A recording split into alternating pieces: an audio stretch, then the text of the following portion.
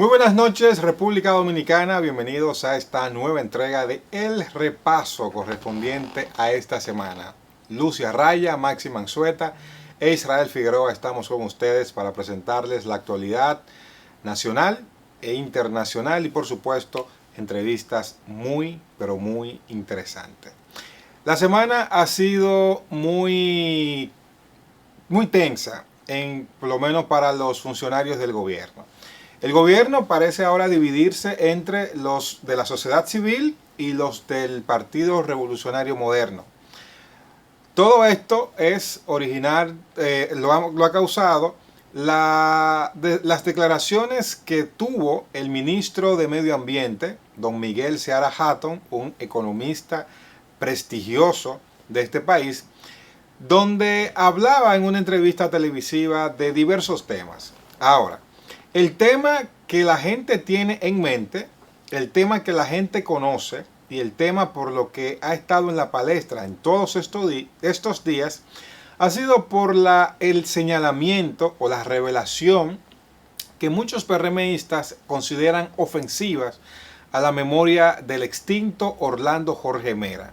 Él ha dicho que un periodista que acostumbra a hablar los domingos manejaba una nominilla de 1 millón de pesos.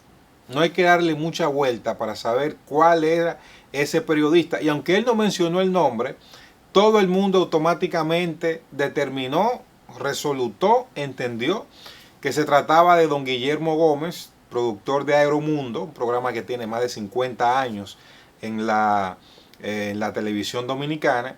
Y este respondió llamándole charlatán, sinvergüenza. No negó el dinero, pero sí dijo que era un tema para los compañeros y que él le había dicho desde hace mucho tiempo que los compañeros del partido, es decir, los miembros del Partido Revolucionario Moderno, deberían ser integrados a la institución. Por otro lado, están los miembros de la sociedad civil, quienes consideran que él ha hecho lo correcto, que se trata de botellas y que se trata de botellas que tenían que ser quitadas. Otros, por el otro lado, consideran que se trataba de un despropósito de Seara Hatton, que él no debió haber estado ahí porque salpicaba la memoria de Orlando Jorge Mera. El gobierno ahora se debate en esta disyuntiva. ¿Qué hacer? ¿Qué hacer? ¿Qué puede hacer el presidente con Seara Hatton? Si lo deja ahí, evidentemente sería un respaldo se echará en contra una parte importante de los PRMistas del partido porque han considerado que él no debió estar ahí. De hecho, el presidente de la Cámara de Diputados, Alfredo Pacheco, fue más lejos y dijo en Twitter, lo llamó cobarde. Y en pocas palabras dijo que él quería tapar su falta de gerencia con las revelaciones que hacía a Jorge Mera. Vamos a ver cómo fue tratado este tema en esta semana por algunos funcionarios, cómo se refirieron Carolina Mejía, algunos legisladores, compañeros de Pacheco, también reaccionaron y vamos a ver cuál fue el tratamiento que se le dio a Seara Hatton. Adelante. Desafortunadas. No solamente eso, sino también reacciones. Aquí hemos estado un rato en este desayuno y yo creo que sí, que lo que nosotros debemos es siempre buscar la manera de ver cómo aportamos con nuestras buenas acciones, con nuestro buen trabajo especialmente, y construyendo, no destruyendo. Ese señor ha sido un imprudente desde que llegó ahí. Lo primero es que dijo que no sabía un pito de eso, que él no sabía para qué lo habían puesto ahí. Lo segundo es que yo me imagino que quizás él sabía o se pensó, se imaginó, se soñó que la destitución de él quizás estaba lista y arma este alboroto donde nadie quiere, incluyéndonos a nosotros, que hayan botellas, obviamente. Y lo tercero es que debe ser destituido un hombre que no quiere estar ahí, que él mismo dice que no sabe de eso y que ahora desconsidera a los compañeros de partido si es que él es de este partido. Porque si ahí habían botellas, él sabía cómo proceder, él no tenía que armar este alboroto. Yo conocí a Orlandito y conozco a su hijo. Yo me pregunto, ¿y qué gana el ministro con esto? Porque van a sacar de la tumba a Orlandito para juzgarlo, para enjuiciarlo. ¿Por qué no lo denunciaron cuando él estaba vivo? Que él podía defenderse, que él podía decir, esto es por esto, o por aquello, o por lo otro. Y habemos personas del PRM que no creemos que estamos en el viejo partido y hacemos declaraciones sin medir el daño que se le puede hacer a un funcionario que lo puso el partido. Porque está bien, el presidente lo designó, pero ese presidente es presidente por el trabajo que se hizo en el PRM. Y vemos con mucha pena que estos debates se saquen a la opinión pública. Él puede discutirlo a lo interno. Que si eso está sucediendo, yo no te lo puedo decir.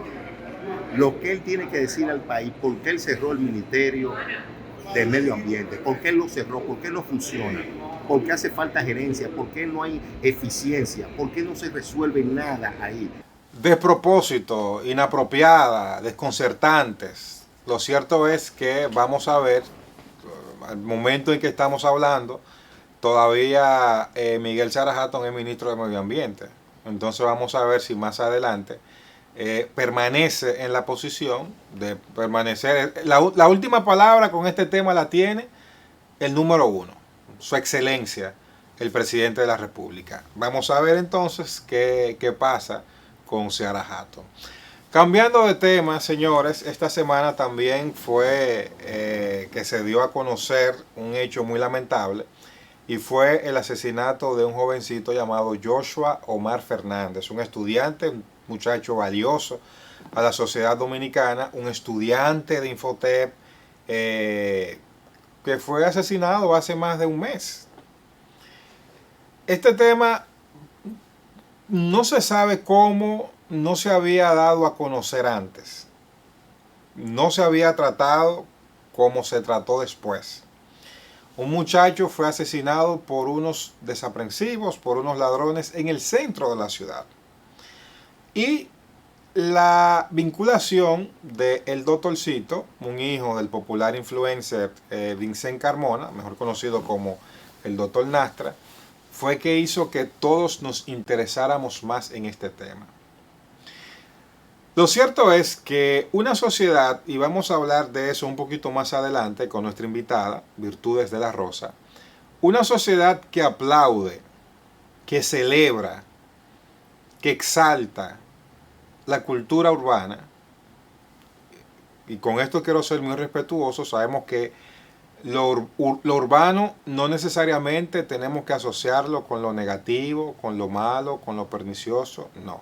Ahora bien, muchas de las canciones, muchas de las exhibiciones que se hacen en ese sentido, en ese ambiente, en ese ámbito, no fomentan el trabajo, sino que se está promoviendo el dinero fácil, la exhibición, la adquisición, y lamentablemente un hijo de este muchacho, que un hombre, hasta donde se sabe, siempre se ha mostrado como un hombre de trabajo. Lamentamos muchísimo que se vea él y su familia envuelta en una situación tan lamentable como esta, pero sociedad dominicana, la víctima real en todo esto es la familia de Joshua Omar Fernández, porque es el que está asesinado. Los demás implicados, el que más se ha conocido, el doctorcito, su familia podrá ir a verlo al Palacio de Ciudad Nueva, podrá ir a verlo a la cárcel, si se determina que tiene responsabilidad penal ahí, tanto él como los otros, pero ellos están de este lado de la vida, de este lado de la tierra, el otro no.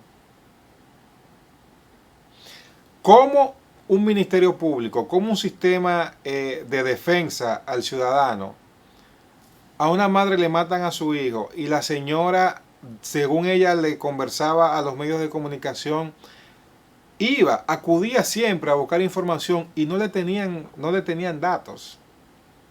Tuvo que hacerse viral la noticia para que se le prestara atención.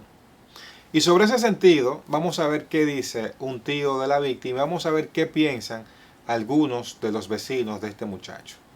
Oye, devastado, que prácticamente yo me crié junto con su papá y junto al lado de él de que nació. Era un niño ejemplar, estudioso, de aquí no salía. Fue muy difícil. Es un trago amargo que estamos pasando sobre eso. No, muy excelente. Muchacho estudioso, nació y criado de aquí. No salía. Muy buen muchacho. Ese niño lo queríamos demasiado. Ese niño, te digo, ese era el mejor niño. De verdad que sí. Eso ha dolido mucho. Ese niño ni salía de por aquí ni nada. Y ese día decidió salir y mira lo que le pasa. Ojalá que la justicia actúe, que el que no tenga nada que ver no sea sancionado, pero el que sí, por favor, que le caiga todo el peso de la ley. Hacemos una pausa y al regreso más de El Repaso, con una interesantísima entrevista. No se muevan.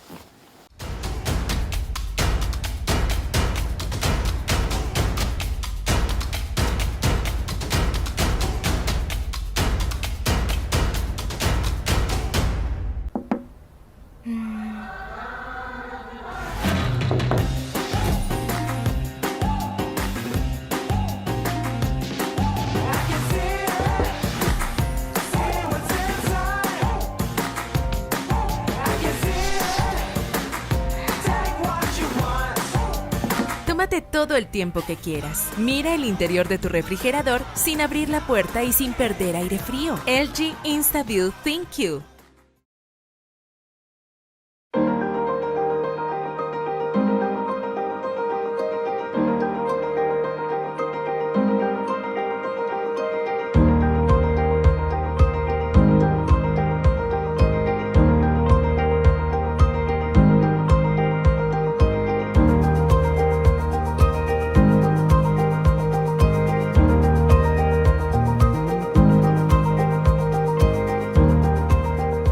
Plaza Lama, la super tienda.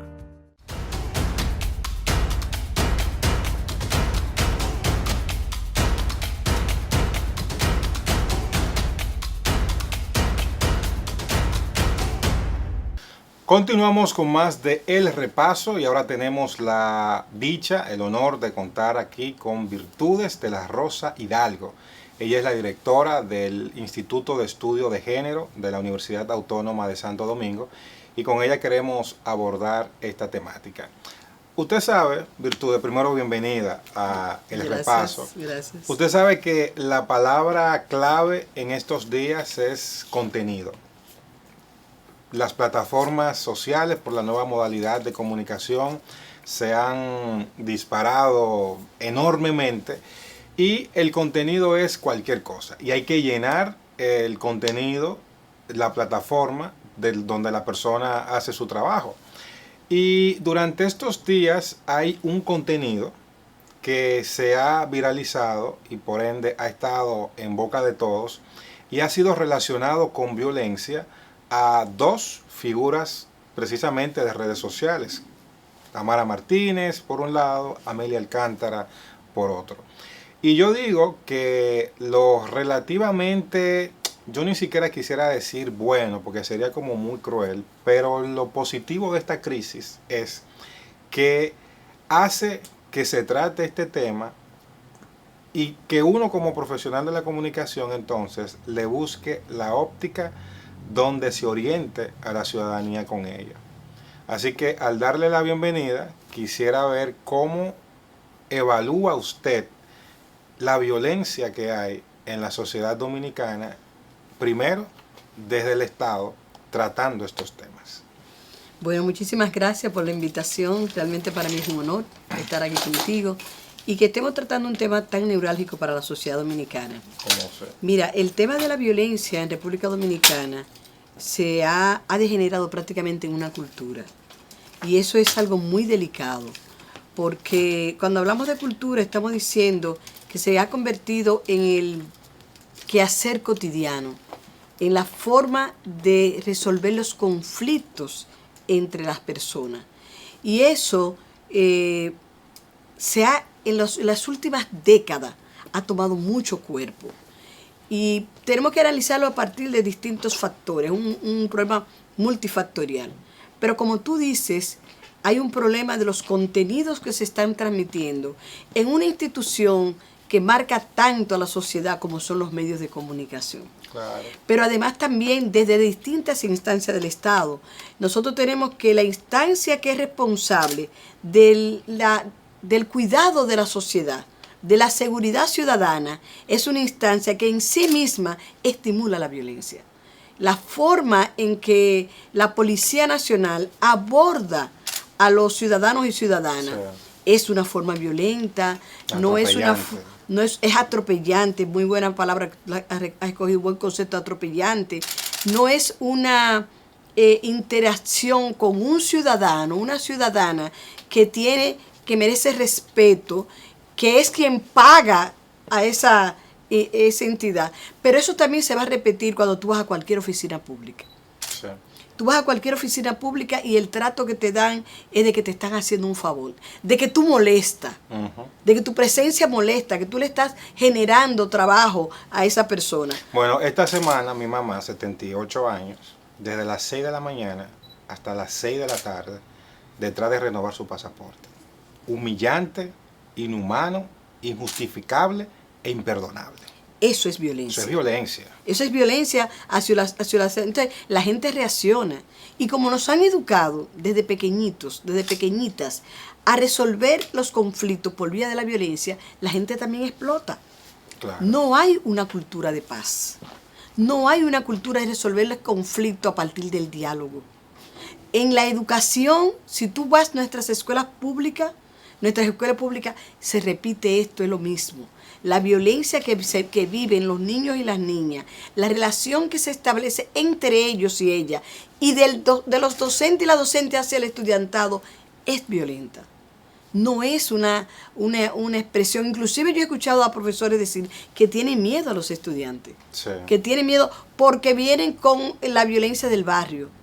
Pero el barrio, el barrio, ¿quiénes lo constituyen? Lo constituyen personas que estamos día a día en las oficinas públicas, en las oficinas privadas, en las universidades, en los lugares de trabajo, recibiendo el mismo trato. Virtudes, ¿a partir de cuánto, usted como investigadora y estudiosa, a partir de cuándo la sociedad soltó el freno para darle rienda suelta a toda esta violencia que nosotros estamos viendo? Mira, nosotros tenemos en la universidad un par de investigadores, una pareja de investigadores que han estado estudiando el tema de la violencia.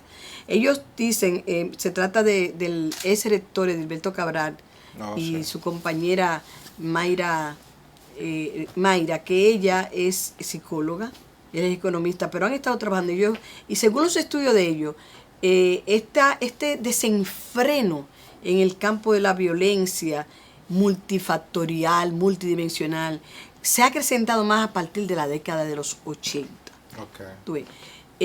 Por todo lo que ha implicado, la forma en que la sociedad ha ido perdiendo capacidad adquisitiva, la forma en que la sociedad, recuérdate que en la década de los 80 se le llamó la década perdida en América Latina, porque se acrecentó mucho la pobreza, y toda esa situación que a partir de ahí, después ha venido toda esta etapa en la cual se han profundizado las medidas neoliberales que han llevado a que la población esté más desprovista de derechos fundamentales. La población no tiene, a pesar de que hemos instituido un nuevo sistema de seguridad social, al contrario, la gente te aporta, pero no tiene asegurado una vejez digna. Claro. Tenemos el servicio de salud. Antes tú ibas a un hospital y tú sencillamente eras un ciudadano que llegaba y te brindaban un servicio con deficiencia, con debilidad. Sí. Ahora tú tienes que tener un seguro. Y aún teniendo el seguro, tú llegas y no hay nada. No te garantiza nada. Y tú llegas al hospital y es un molote de gente caminando. Es realmente un almacén de enfermos. Sí. En estos días, un compañero nuestro, ciertamente, justamente del área de la comunicación, tuvo un accidente y del lugar donde tuvo el accidente, llamaron a 911 y tú sabes que 911 lleva al hospital, lo llevaron al Darío Contreras. Cuando yo me enteré a las 11 de la noche, cogí para el Darío Contreras. Y yo me sentí indignada de cómo lo tenían él y toda la gente que estaba a su alrededor. En un hospital público, nadie escucha a nadie. O sea, y todo eso es violencia. Y todo eso genera también de parte de quien la recibe. Porque la violencia es aprendida. La violencia no se transmite genéticamente. La violencia es algo que se aprende, que se transmite, que se construye en las relaciones humanas. Entonces es decir, que me parece interesantísimo. Es decir, una persona no, la excusa de que yo soy así y así son todos en mi familia, hablando del tema de la violencia, no es válido. Eso no es válido. Porque una persona, porque la vuelve estalle así, eso no. No significa que usted tenga que estallar. Yo no te estoy diciendo que no hayan características psicológicas que puedan hacer que una persona tenga un determinado carácter. Ahora, la acción de la violencia es algo aprendido. Es algo que se aprende. Y esta sociedad está estimulando eso. Y si nos vamos al plano de la construcción de hombre-mujer, a quien se estimula la violencia fundamentalmente es al hombre. Porque una sociedad machista y una sociedad donde al hombre se le obliga que tiene que mostrar su masculinidad a través de la violencia. Cuando tú como hombre resuelves un problema, tratas de resolver un problema por el diálogo, te dicen, pero es que tú no eres un hombre. Pero ven acá, resuelve eso como lo resuelven los hombres. La violencia. Hay mucha violencia. Un niño o una niña, el niño llega de la escuela que ha peleado y el papá le dice, pero un hijo mío no se deja dar. Tú te dejaste dar, porque si tú te dejaste dar, yo te doy a ti ahora. Se estimula al niño desde pequeño que tiene que resolver los asuntos a través de la violencia. No así a la mujer. A la mujer, si llega que ha peleado, le dicen, tú se lo dijiste a la maestra. Mi princesa, o sea. Una barrial si pelea. Si pelea es una barrial. Como que va a ser barrial es malo, yo soy barrial. Yo también. Yo soy de Barrio Simón Bolívar, a mucho orgullo. Y yo de los guandules y el almirante. Ah, o sea, bueno, pues somos de la zona norte. Barrios, somos de la zona norte, los guandules y Simón Bolívar. Y a mucho orgullo. Formada ahí no solamente crecí, sino que las ideas que hoy sostengo, sus orígenes estuvieron ahí en el barrio, la forma en que me organicé, la forma en que nos organizamos, el trabajo que realizamos en el barrio, fue lo que me formó a mí, a muchos de mi generación, a muchos y muchas. Entonces, eso es parte de lo que tú acabas de señalar, es parte de esa violencia. Tú eres una barrial. Te hacen que tú te sientas que como que tu origen te tienes que avergonzar de él. Decía Pedro Albizu Campos que el que se avergüenza de su origen no valdrá nunca nada, porque comienza por despreciarse a sí mismo. Entonces, nos quieren hacer que nosotros no despreciemos nuestro origen, de que venimos de un barrio. ¿Y quiénes constituyen los barrios? Los trabajadores. Que trabajan. Los trabajadores y las trabajadoras. Gente buena, gente mala, como todos. Quienes producen la riqueza. En los países quienes producen la riqueza son los trabajadores. Pero nos llevan a que nosotros entendamos que eso es malo. Pero ¿quiénes son los que depredan el país? ¿Son los trabajadores? No. Los que están con saco y corbata son los trabajadores. No son. ¿Quiénes son quienes están robándose este país? Quienes están negociando este país. No son los trabajadores, no es el joven del barrio que lo llevan a través de muchos mecanismos que están desde el Estado, desde los medios de comunicación, lo llevan a convertirse en drogadicto, lo llevan a integrar bandas, le llevan la droga al barrio. Porque el muchacho del barrio no tiene cómo tener kilos de droga. ¿Tú sabes lo que cuesta un kilo de droga? Claro que no. Ahora, ¿tú sabes quiénes lo llevan al barrio? Las jipetas.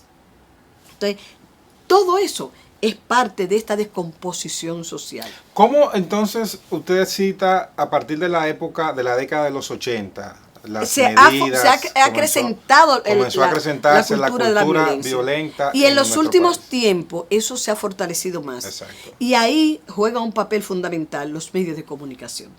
Nosotros tenemos programas de televisión, pero sobre todo de radio, que la forma misma de relacionarte con la población es estimulando la violencia. ¿Cómo así? El discurso que utilizan, la forma en que hablan de la juventud y se dirigen a la juventud, lo que prácticamente vocean. No hay una comunicación educativa. No me estoy refiriendo en sentido general. Sí, claro, estoy diciendo claro. que hay programas. Casos, claro. Y lamentablemente, mientras el rating se gana, mientras más violento se es. Mientras más se utilizan palabras soez, palabras refiriéndose a la población, sobre todo muy agresivo hacia la mujer, estimulando la violencia contra la mujer, llegando a decir que la violencia no es que la mujer, la violencia de género no existe, estimulando la xenofobia, estimulando el racismo, la homofobia, o sea, desconociendo los derechos fundamentales de la población. Y eso se utiliza como mecanismo sencillamente para divertir. O sea, ¿cómo es posible que lleguemos a establecer como mecanismo de diversión el ofender a la persona? Eso sí. Y eso está siendo, y no hay ningún organismo del Estado que lo controle. ¿Dónde está la Comisión de Espectáculo Público? En mi época de más joven, aquí había una Comisión de Espectáculo Público que cerraba programas. Claro. Yo recuerdo que gente de tanta influencia como Freddy Veragoy, que una vez lo pusieron un mes sin poder salir en los medios de comunicación. ¿Qué había pasado? ¿Qué había dicho? Utilizó unas palabras de esas soeces que utilizaba Freddy, cosas así, y sencillamente lo sancionaron. ¿Y qué pasa ahora? A nombre de la supuesta globalización. Entonces, ¿qué es lo que estamos globalizando? Estamos globalizando el horror, el terror, la violencia contra las mujeres. Mira, las niñas en este país, las adolescentes, están totalmente desprotegidas. Aquí se burlan con el concepto de las menores, de esa condición en la cual debería ser una etapa de protección. El Estado debería proteger a los niños y las niñas en general, pero especialmente a las niñas, en esa etapa tan difícil para el ser humano.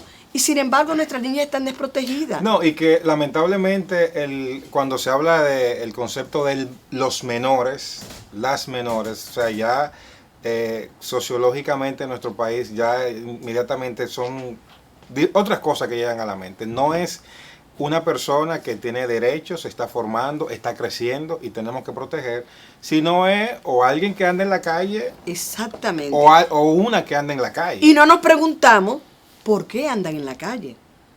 Porque si fuera una niña que anda en la calle, ese es un problema que hay que buscar la familia. Pero cuando tú tienes centenares de niños y niñas en la calle, eso es un problema social.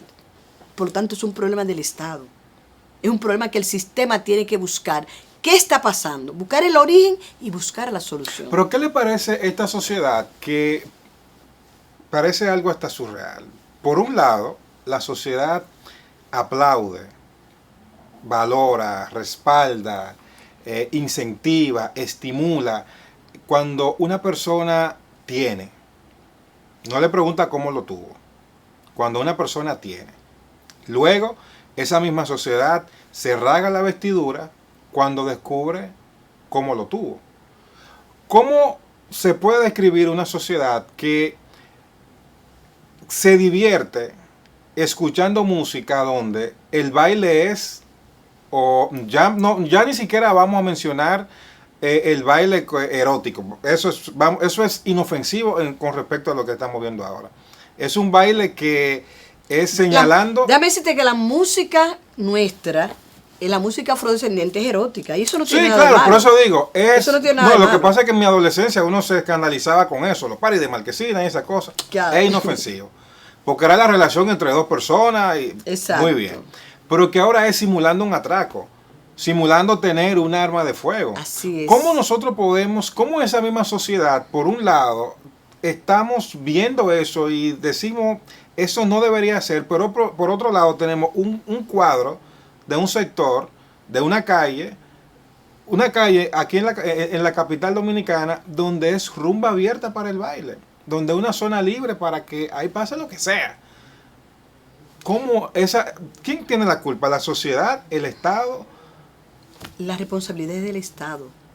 Y la sociedad mira por otro lado. Pero que ¿quién es la sociedad? La sociedad es la población. Pero la sociedad, si tú lo pones así como algo amorfo, Nadie es responsable. El responsable de las políticas públicas es el Estado. Ahí estamos de acuerdo. Pero... Y además quien tiene los instrumentos, las instituciones para poder controlar eso es el Estado. Lo primero es el sistema educativo. Sí, claro. Dime, ¿cómo se está trabajando del sistema educativo? Y ahí mismo, ese en el sistema, tema? Tanto a nivel preuniversitario como a nivel universitario. Ajá, y ahí mismo en el sistema educativo, Virtudes, es muy probable que el 90% de los encuentros sean amenizadas con música violenta. La música no es mala, el problema es la letra. Bueno, sí. No existe música mala. Claro, ahí estamos de acuerdo. Pero con una letra ofensiva a la persona. Y a eso me refería. Que simulen un atraco y que digan y la cultura del blin blin. O sea, hay todo un conjunto de elementos que en otras sociedades se controlan. Pero aquí no se controla. Porque no se aquí, quiere, no pero se tú puede. sabes qué es lo que pasa. Mientras más ignorante es la población, es más fácil de dominar. Entonces, a la juventud se le quiere mantener en ese estado de total indefensión en términos ideológicos, en términos culturales. Mientras esté metido en irse al teteo, en la 42, en la 42, en la esquina, no van a estar pensando en los problemas sociales como pasaba en la década de los 90 con los jóvenes que entonces se vinculaban a los grupos sociales, creaban organizaciones en los barrios y protestaban y creaban grupos de presión. Sí, porque miren, en los 70 había una juventud muy activa, luego llegan los 80 que, bueno. ¿Y tú crees que es casual? Recuerda, mira. En los 90 había unos jóvenes aquí, mucho más activos. Déjame decirte que aquí hubo toda una política para desmontar ese nivel de cuestionamiento social de la juventud. Aquí hubo comunidades como San Francisco de Macorís que le dieron visa a todo el pueblo para desmembrar, para quitarle la cabeza. Los que no lo asesinaban lo hacían migrar para descabezar el movimiento social, el movimiento político de conciencia social de la juventud. Entonces, esto que está pasando no es casual. Ese estímulo a todo esto no es casual. Aquí no hay una política de Estado que realmente profunda para tratar todo este tipo de problemas. Pero tampoco yo lo veo en la cartilla, en la propuesta de los partidos. Pero ¿quiénes controlan el Estado? Son esos partidos de derecha que se recuerdan del pueblo. Y los de izquierda no tienen ese discurso. Los de izquierda lo tienen. Lo que pasa es que los partidos de izquierda están en estos momentos muy desmovilizados. Tienen décadas. Sí. Están debilitados. Pero aquí hay movimientos. Tienen décadas, sí. Sí, estamos en un momento de mucha debilidad en términos de movimiento social, popular, lo que no significa que haya desaparecido. Aquí hay muchas organizaciones en los barrios, en los campos, que están trabajando. Con tan buen discurso, ¿por qué entiende usted que el votante dominicano le ha dado la espalda siempre a la izquierda? Yo no creo que el votante dominicano le haya dado la espalda. Nunca lo apoye. No. Lo que pasa es que, primero, ¿cuál ha sido realmente las propuestas de izquierda que han hecho un proceso para crear una base social? ¿Cómo se ha trabajado eso? Yo creo que ahora se está trabajando un poquito más a largo plazo. Tú no puedes trabajar al votante en el año antes de las elecciones. Exacto. ¿Tú entiendes? Eran unos dirigentes que salían un año, después se desaparecían, nadie sabía nada. Y volvían. No había contacto con la comunidad y luego volvían hablando de Nicaragua, de Cuba y de Rusia. Copiando modelos de fuera. Pero tú tienes que estudiar la realidad concreta de esa comunidad y trabajarlo. Porque, mira, si tú mencionaste 3 realidades diferentes. Cada una de esas realidades, quienes triunfaron en esas realidades, lo hicieron en base a la realidad concreta de esa. Exacto. Entonces tú no puedes copiar modelos. Virtudes, vamos a hacer una breve pausa porque yo quiero hablar de violencia de género. Y nos hemos ido un chin para afuera, pero es que es tan interesante hablar con esta mujer que no se mueva.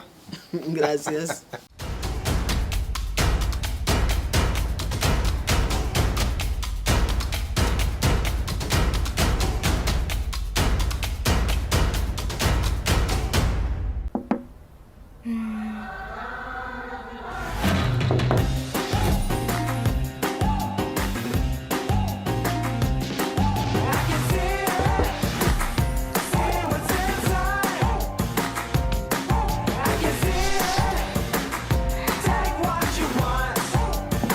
Tómate todo el tiempo que quieras. Mira el interior de tu refrigerador sin abrir la puerta y sin perder aire frío. LG InstaView ThinQ.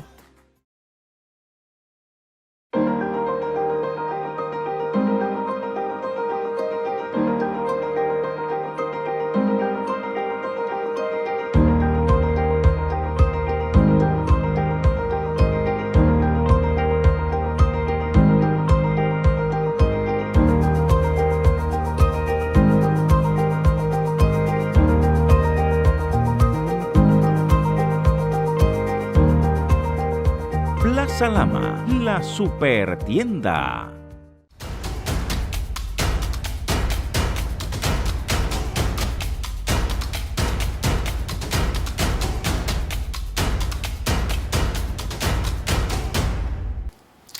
Continuamos con más de El Repaso y le decía antes de la pausa que Virtudes de la Rosa Hidalgo está con nosotros. Muy interesante conversar con ella, conocer su cosmovisión de la realidad dominicana. En el bloque anterior ella nos hacía un repaso acerca de por qué cómo llegamos a ser una sociedad tan violenta y mencionó puntos muy interesantes. Ahora yo quiero que nos enfoquemos en el tema de la mujer, en el tema de género. Y decía en la introducción que vimos dos casos específicamente que pusieron a todo el mundo o a mucha gente a hablar acerca de violencia de género. Sin embargo, Virtudes y queridos televidentes, hay otros casos, hay otras denuncias que muchas veces nosotros la conocemos. Y yo no voy a señalar que el ciudadano, el vecino, el familiar mire para otro lado. No debería hacerlo, pero lo hace. El Estado mira para otro lado. Entonces mi pregunta es, ¿cómo es posible que en esta misma sociedad, que en noviembre, que en marzo, se gasta tanto y es insuficiente porque debería gastarse más? Todo lo que sea para crear conciencia está bien, pero que se gasta tanto en ese discurso en contra de la violencia de la mujer, ocurran denuncias y el Estado no actúe como debería actuar. Mira, el tema de la violencia contra la mujer es un tema realmente preocupante. Nosotros somos un país donde cada año más de 60.000 mujeres denuncian diversas formas de violencia. Es un ejército. Eso es un ejército. Y te comentaba fuera de cámara que en el año 2022 ese nivel llegó hasta más de 80.000 mujeres. 82.000 algo mujeres. 2021. En el 2022. Que fueron y denunciaron diversas formas de violencia: violencia física, violencia sexual, violencia psicológica, violencia patrimonial. Y los estudios, nosotros tenemos una investigadora que realizó un estudio sobre sentencias de violencia en República Dominicana, la maestra Sonia Díaz. Y se tiene estudiado que de esa dimensión que se presenta, apenas el 4% llega a los tribunales. ¿Qué pasa con los otros? Lo desestiman. Lo desestiman porque desestimulan a las mujeres, porque las mujeres mismas lo retiran y lo retiran porque la sociedad no las acompaña. Yo quiero que tú sepas que cuando la mujer se decide a denunciar una violencia, es porque ya es insoportable. Las mujeres generalmente no lo denuncian porque les da vergüenza, porque son muchas veces madres y no quieren denunciar al padre de sus hijos, porque la familia las presiona y le dice que se va a meter al padre de sus hijos preso, o que, ¿y quién te va a mantener los hijos? O sea, hay un conjunto, ¿quién te va a pagar la casa? Hay un conjunto de elementos que pasan que llevan a que las mujeres no denuncien, y cuando denuncian, entonces la sociedad las enfrenta. La sociedad las lleva muchas veces a retirar, sobre todo a la familia. Un elemento muy importante para proteger a una mujer víctima de violencia es, primero, creerle su denuncia. Segundo, acompañarla.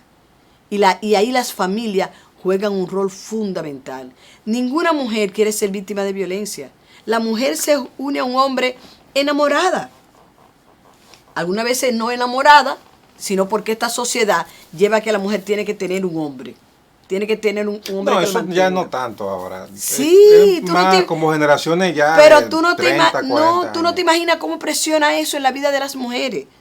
¿Cómo presiona el hecho de que la mujer en esta sociedad todavía, sobre todo en las zonas rurales? Las zonas rurales, sí. Pero yo Todavía siento son- como que las jovencitas están muy independientes y como que le vale una cosa como la otra. Eso es una capa. Mi percepción. Sí, eso es una capa muy minoritaria, pero la mujer común, todavía aquí, cuando la mujer pasa de una determinada edad, comienzan inmediatamente le dicen jamona. A los hombres no. Los hombres son solteros apetecibles. Ese es un solterón. La mujer es una jamona. O sea, todos esos patrones culturales, todos esos estereotipos de género presionan y llevan a que las jovencitas entren en relaciones. Usted mencionó algo interesante antes de pasar al siguiente punto, que usted dice que la denuncia hay que creerla. Hay que creerle. Cuando una mujer, muchas veces la gente... Mira, hay hombres que en la relación con los demás son personas admirables. Sí, he escuchado algunos casos así. Pero cuando se está en la relación, la forma en que son unos educados, déspotas. la forma en que son educados en esta sociedad le hace suponer que esa mujer es de su propiedad. Y es de su propiedad como lo sería un perrito, un caballo, un mueble.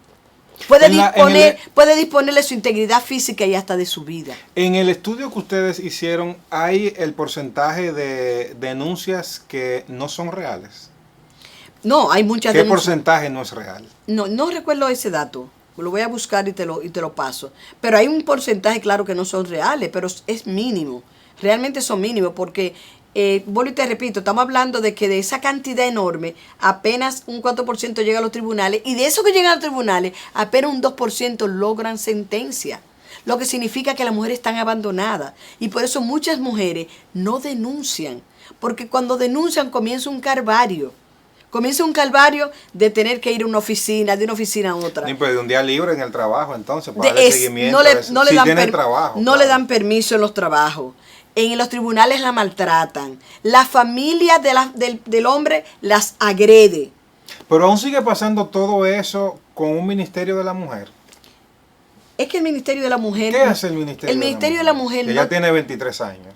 No, pero el Ministerio de la Mujer tiene un buen servicio en términos de violencia. Tiene psicólogas tiene para abogadas, acompañar y tiene abogados para acompañar a las mujeres. Tiene un Pero servicio... ¿cómo en los tribunales? Tiene un servicio 24 horas para que se haga la denuncia. Ahora, recuérdate que cuando llegamos a los tribunales, primero, no todas las mujeres pasan por el Ministerio de la Mujer. Okay.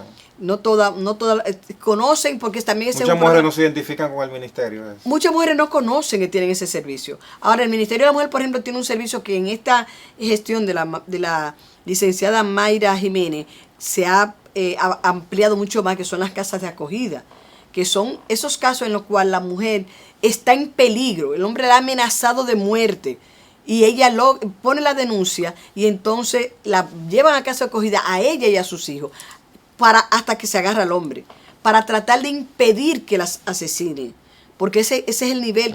Ya cuando estamos en la punta del iceberg, que es el feminicidio. El ministerio ha ampliado. Cuando comenzó esta gestión habían 3 casas de acogida, ya hoy hay 18 casas de acogida. 18 casas de acogida donde reciben atención las mujeres. Se han incrementado algunos servicios más, pero el problema es, esa mujer la llevan ahí, llevan a los niños. Los niños están perdiendo clases. La mujer si tiene trabajo no está yendo a su trabajo. No tiene seguridad de cuando retorne va a recuperar su trabajo. Entonces las mujeres se desesperan. ¿Qué hace la policía? ¿Qué es lo que dice? No, que ese hombre escogió el monte. Pero esos son los hombres de donde están, llaman, amenazan, visitan. O sea, tenemos muchos datos. En los países de verdad se rastrean las llamadas. Pero claro. O sea, cuando se quiere se puede. Pero aquí se rastrean para casos que les interesa. Para chimear. ¿Tú entiendes? Aquí se rastrean, pero ¿y por qué no se rastrean para detener eso? Entonces, nosotros muchos casos que llegan al feminicidio por la inoperancia del Estado. Se hacen planes, pero mira, nosotros tenemos más de 15 años con un proyecto de ley para crear un sistema integral de prevención, atención, sanción y reparación de la violencia contra las mujeres. Y los diputados para ellos eso no tienen interés. Nunca ha sido colocado como de interés, pero llevan un proyecto. ¿En qué fase está esa iniciativa? ¿Está en ninguna? Introducida en la Secretaría en la gaveta del presidente de la Cámara de Diputados. ¿Quién la introdujo eso? Por varias veces se ha introducido, varias ocasiones, pero está igualdado. La Comisión de Género la introdujo hace tiempo. El presidente de la República dijo el año pasado que la iba a introducir, pero siguen sin ponerla. No es real interés del Estado Dominicano. Y cuando hablo del Estado Dominicano no me estoy refiriendo solo a la presidencia de la República. No, claro. Me estoy refiriendo el Estado. sobre todo al Congreso de la República. Que todo lo que es derechos de la mujer lo tienen en el menosprecio. Yo por eso hace tiempo que digo que ese Congreso que tenemos hoy, esa Cámara de Diputados y ese Senado que tenemos hoy, en su gran mayoría, no todos, tiene una guerra contra las mujeres. Miren, el día de ayer vuelven a dar una visión favorable a un informe favorable, un proyecto de ley que deja fuera las 3 causales. Cuando acabamos de tener los datos de una cantidad enorme de niñas embarazadas, solamente en el sistema educativo, en este año, 1.154, de los cuales el 10% fueron por violación y 20 fueron por incesto, o sea, su papá, sus hermanos, sus abuelos. Y van a obligar a esas niñas. Esas niñas tienen, según el código actual, tienen que parir, aunque la haya violado su papá y la haya embarazado. Aunque sea niña de 12 y 13 años. ¿Tú quieres un acto mayor de violencia de Estado que ese? Pero acaban de dar de nuevo el informe positivo. Entonces, por eso te decía hace un rato que la violencia es multifactorial, pero hay un factor que es común en toda la violencia, y es la violencia machista. Es la forma en que formamos a nuestros hombres. La educación, la cultura, los medios de comunicación, las religiones están estimulando la violencia. ¿Cómo? Pero cuando las religiones se oponen a que se cree una educación sexual en las escuelas, cuando se oponen a que se desarrollen procesos para la igualdad, se celebraron y estimularon que se derogara una orden departamental para crear una educación para la igualdad. Eso es violencia. ¿Por qué? Porque ¿por qué hay una educación desigual? Porque hay una educación que construye un tipo de masculinidad violenta, agresiva y una feminidad sumisa. Entonces, cuando se oponen a eso, lo que están diciendo, no, el producto que tenemos es bueno. No hay que hacer ninguna cultura de igualdad. Entonces, eso es violencia. Yo quiero no dejar de lado con el tema de los feminicidios. ¿Cómo podemos abordarlo desde la perspectiva, teniendo en mente que cuando ocurren en su gran mayoría, la mujer termina asesinada, pero el hombre también se mata?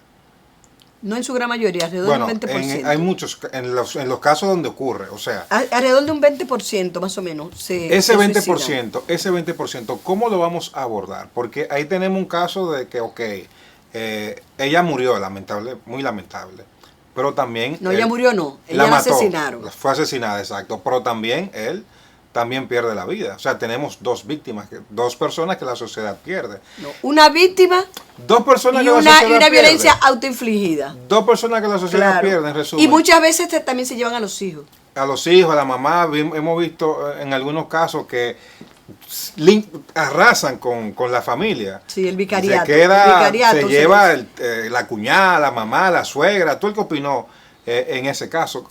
¿Cómo se puede abordar esta nueva problemática? No es nueva. Eso es algo que ha pasado hace mucho tiempo, aunque se han acrecentado en los últimos tiempos. No, yo digo nueva cuando se extiende hacia miembros de la familia. No, te repito, no es nueva, pero en los últimos tiempos se ha hecho mucho más visible este problema, y eso es lo mismo que hemos estado planteando. A ese hombre lo educaron con una visión de que la mujer le pertenece, y esa mujer se atreve a decir que lo va a dejar. Para él pierde sentido todo. Está cuestionada su masculinidad, está cuestionada su hombría, y cuando su razón de ser es el control sobre esa mujer, él la mata y él perdió sentido su vida también. Esto es un problema que la sociedad, yo quiero que tú sepas, aquí hay una experiencia que se ha venido desarrollando ya hace varios años, que lo dirige un psicólogo nuestro, que ha dado muy buenos frutos, que es el centro que dirige el doctor Luis Berger, el Centro de Atención a Hombres Violentos. La experiencia que tenemos ahí es que los hombres que han pasado por ahí, hasta ahora, ninguno ha caído en el feminicidio. ¿Cómo es la terapia? ¿Qué le hace? No soy ¿Cómo es la psicóloga, forma? no soy usted psicóloga, que conoce el centro. pero es un proceso en el cual los hombres tienen que pasar por una cantidad de terapias psicológicas. Los hombres, eso cuando se pone la denuncia, los remite, o usted va preso o pasa por el centro. Ya ahora tengo entendido que inclusive... Pero como una orden de alejamiento, ¿vale? Orden de alejamiento, todo lo que el proceso legal que se desarrolla, pero lo mandan a esa terapia. Hasta ahora no ha habido un caso de hombre que habiendo pasado por el centro de conducta de hombres violentos que dirige el doctor Luis, haya caído en el feminicidio, lo que significa que hay posibilidad de lograr que ese hombre cambie la conducta violenta. Hay posibilidad de una reconstrucción, de un desmonte de esa visión patriarcal, machista, que le hace suponer que la mujer es de su propiedad y que él puede disponer de su vida y de la vida de ella y hasta la suya propia. Porque nosotros somos dueños de nuestro cuerpo es el templo y tenemos derecho a hacer con nuestro cuerpo lo que queramos, menos lacerarnos. Sí, claro. Bien, entonces cuando el hombre cae en eso, se está autoinfligiendo un daño, además de que se lo hizo a la mujer, también eso. Entonces, ese es algo que la sociedad tiene que trabajarlo, y tiene que trabajarlo desde un proceso que tiene que comenzar en la educación primaria. Virtudes, ¿cómo podemos adquirir los estudios que se están haciendo en el centro que usted dirige? Nosotros generalmente los publicamos, están en la página de la universidad. ¿Con qué frecuencia? Se producen. Ahora mismo estamos desarrollando 5 estudios. Cada año la universidad hace un congreso de investigación.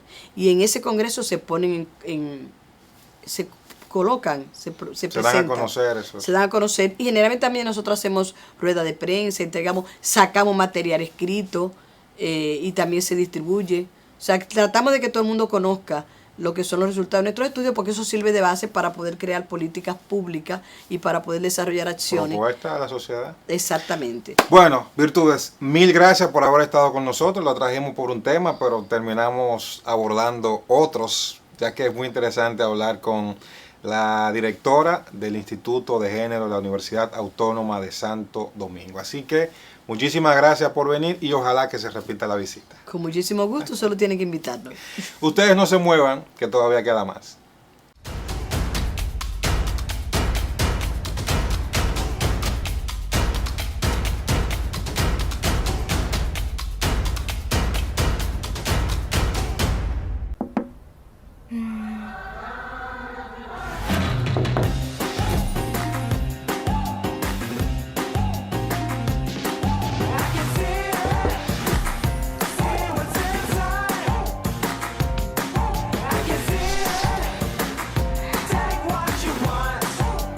Tómate todo el tiempo que quieras. Mira el interior de tu refrigerador sin abrir la puerta y sin perder aire frío. LG InstaView ThinQ.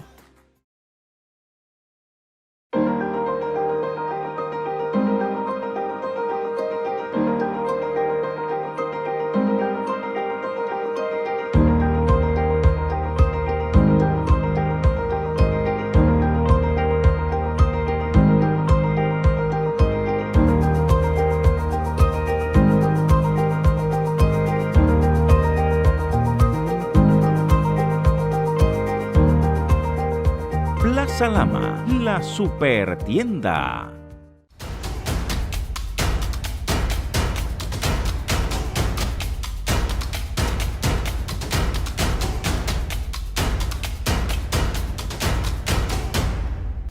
Continuamos con más del repaso y a mí me cuesta trabajo entender lo que está pasando en los 3 brazos. No lo entiendo. Se trata de una comunidad que está prácticamente sitiada por la delincuencia. Se trata de una comunidad donde los sectores productivos han tenido que mermar, han tenido que reducir la producción de riquezas para aportarle al país, porque hay desaprensivos que están desafiando a la autoridad a todo dar.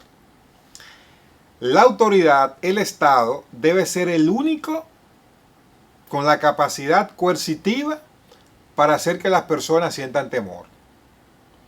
Si el Estado en esta situación en cierne no lo sofoca drásticamente y envía un mensaje ejemplar, no solamente a los que estén en los Tres Brazos, sino en cualquier otra comunidad donde haya una banda que no le tema a la autoridad, entonces este país va a terminar de ser más difícil de vivir que lo que es hoy. Hoy muchísima gente tiene miedo de salir a caminar por la ciudad. Trayectos cortos, hay quienes no se atreven ni locos a hacerlo a pie. Y si tienen la disponibilidad de vehículos, caminan aunque sea van en su vehículo aunque sea media esquina. Ahora, si se le deja un sector a las bandas, si se le deja un sector a las pandillas, luego van a ir creciendo y tendremos que dejarle un municipio, un distrito municipal, una provincia, y luego cuidado si todo el país, miren cómo está Haití. Miren los ejemplos de los países centroamericanos, donde bandas organizadas controlaron territorios, pero vastos territorios. Eso no son juegos de niños. Todo desafío al Estado tiene que ser condenado, pero también tiene que ser reprimido como manda. Como manda. Señores, lamentablemente, en esta semana vimos cómo la Asociación Dominicana de Profesores no dio clases porque ellos estaban en una asamblea. Así sorpresivamente, no dieron clases porque ellos estaban en una asamblea. Qué lamentable, señores, siempre se ha dicho que este tipo de asamblea, este tipo de cosas perfectamente pudieran hacerlo un sábado. Háganlo al mediodía, pero que se integren a sus labores productivas. Señores, feliz fin de semana, feliz inicio de semana. Antes de irnos, lamentar muchísimo la situación por la que atraviesa el Ecuador. Un fuego cruzado hubo ahí, intentaron destituir al presidente, no contaban con la astucia del presidente, y el presidente en un impeachment entonces se llevó al Congreso. Lamentamos que se lleguen a estos niveles, a estas situaciones, pero esos son ordenamientos jurídicos que da la Constitución, que afortunadamente no tenemos en la República Dominicana. Señores, cuídense mucho, feliz fin de semana y nos vemos en la próxima. No dejen de visitar nuestras redes sociales, @elrepasord, YouTube, Instagram y más recientemente también estamos en TikTok. Así que cruce por allá y denos un like. No se muevan, quédense con N16 y hasta la próxima.